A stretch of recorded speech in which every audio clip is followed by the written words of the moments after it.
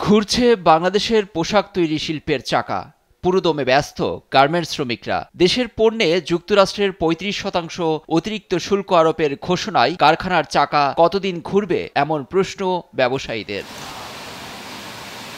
বাংলাদেশের তৈরি পোশাক শিল্পের একক বড় বাজার যুক্তরাষ্ট্র। দেশে রাজনৈতিক টালমাটালে এমনিতেই অস্থিরতায় পোশাক শিল্প, তার উপর চোখ রাঙাচ্ছে মার্কিন শুল্ক। এসব নিয়ে অস্বস্তিতে ব্যবসায়ীরা। মার্কিন অতিরিক্ত শুল্ক আমাদের জন্য বড় দুঃসংবাদ। এখন পুনর্বিবেচনার সুযোগ রেখেছে ট্রাম্প। দুঃখজনক হলেও সত্যি, গত ৩ মাসেও বিষয়টি সমাধান করতে পারিনি আমরা। সেক্ষেত্রে আগামী ৩ সপ্তাহে আশা দেখছি না। যেসব প্রতিষ্ঠান মার্কিন অর্ডার নিয়ে কাজ করছে এবং পাইপলাইনে আছে তাদের জন্য কঠিন সময়। ২০২৪-২৫ অর্থবছরে যুক্তরাষ্ট্রের বাজারে $৮৬৯ কোটি পণ্য রপ্তানি করেছে বাংলাদেশ, যা দেশের মোট রপ্তানি আয়ের ১৮%-এর বেশি। এ তথ্য জানিয়েছে জাতীয় রাজস্ব বোর্ড। রপ্তানি বাংলাদেশি পণ্যের ৮৭%-এর বেশি তৈরি পোশাক। সুতরাং ট্রাম্প প্রশাসনের শুল্ক কার্যকর হলে বড় ধাক্কাটা পড়বে পোশাক খাতেই।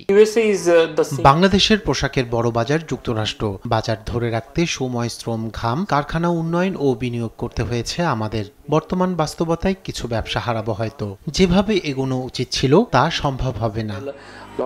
বাংলাদেশ সহ ১৪ দেশে পণ্য শুল্ক হার নির্ধারণ করে একযোগে চিঠি দিয়েছে যুক্তরাষ্ট্র, যেখানে নাম নেই প্রতিযোগী দেশ চীন, ভিয়েতনাম, ভারত ও পাকিস্তানের, যা বাংলাদেশের পোশাক শিল্পে এক অশনি সংকেত। যেসব কারখানা যুক্তরাষ্ট্রে ৫০% বা তার চেয়ে বেশি রপ্তানি করে, শেষ পর্যন্ত অনির্দিষ্টকালের জন্য বন্ধ হতে পারে এসব কারখানা। এমন সময় শীঘ্রই বিকল্প বাজার ধরা সম্ভব নয় বলছেন এ ব্যবসায়ী।